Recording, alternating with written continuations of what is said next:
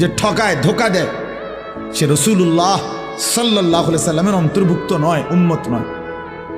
হাদিসে কথা স্পষ্ট আছে।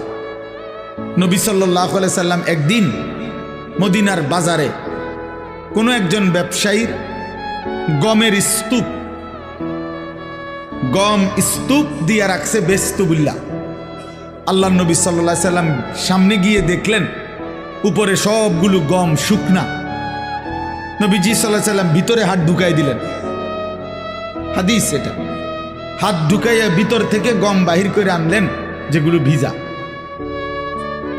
তো আল্লাহ নবী সাল্লাল্লাহু আলাইহি সাল্লাম বললেন, এই যে তুমি উপরে সবগুলো শুকনা গম দিয়া ভিজাটাও চালায় দিবা, এটা তো তুমি ধোকা দিলা।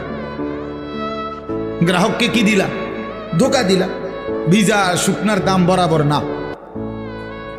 তো আল্লাহ নবী সাল্লাল্লাহু আলাইহি ওয়াসাল্লাম স্পষ্ট বলছেন, মান গাশশানা, এই তখন বলছে কথাটা, মান গাশশানা ফালাইসা মিন্না, যে কাউকে ধোকা দেয় সে আমার উম্মতের অন্তর্ভুক্ত নয়।